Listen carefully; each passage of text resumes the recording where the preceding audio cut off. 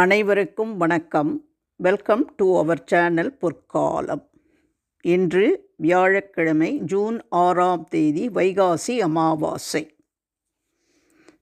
பித்ரு தோஷம், பித்ரு சாபம் நீங்க இன்று இரவு மறக்காமல் எந்த ஒரு தீபத்தை வீட்டில் ஏற்றி வைத்தால் பித்ருக்கள் மனம் குளிர்ந்து உங்களை வாழ்த்துவார்கள் என்பது தான் இந்த பதிவில் பார்க்க போகிறோம். வாங்க நம்ம வீடியோக்குள்ளே போகலாம். நமது தாய் வழி மற்றும் தந்தை வழி வாழ்ந்து மறைந்து போன முன்னோர்களே நமது பித்ருக்கள். பித்ருக்களின் ஆத்மா சாந்தி அடையாததால் ஏற்படும் தோஷமே பித்ரு தோஷமாகும். நமது முன்னோர்களுக்கு அவர்கள் மறைந்த பிறகு செய்ய வேண்டிய கடமைகளை முறையாக நிறைவேற்றாவிட்டால் பித்ரு தோஷம் ஏற்படும்.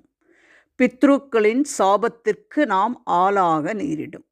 இது தவிர முற்பிறவியில் நாம் செய்த பாவங்களின் பயனாகவும் பித்ரு தோஷம் ஏற்படும்.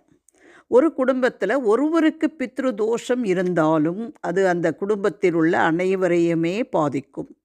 பித்ரு தோஷம் அல்லது பித்ரு சாபம் இருந்தாலும் அது நீங்கும் வரை பரம்பரையாக தொடர்ந்து வந்து கொண்டே இருக்கும்.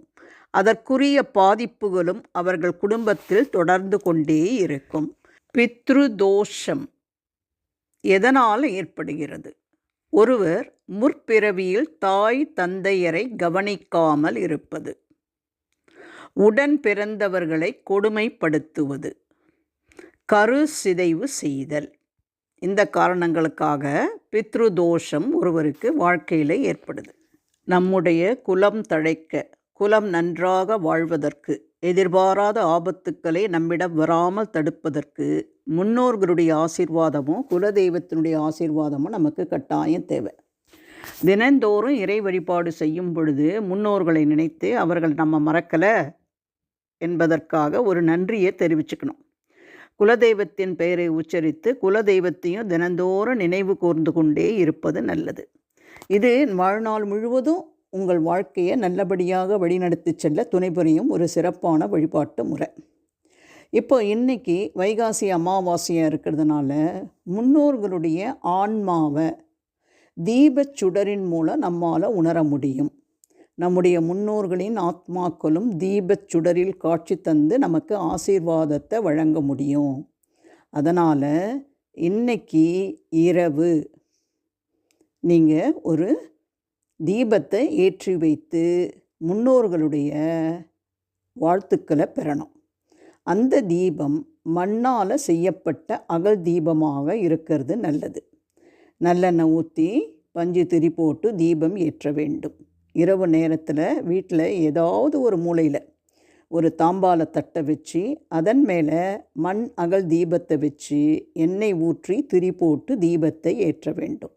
தீபம் ஏற்றும் பொழுது உங்களுடைய முன்னோர்களை மனதார நினைத்து கொண்டு ஏற்றுங்கள். அந்த தீபத்திற்கு பக்கத்திலேயே ஒரு சொம்பு நிறைய சுத்தமான தண்ணீரையும் வச்சு விடுங்க.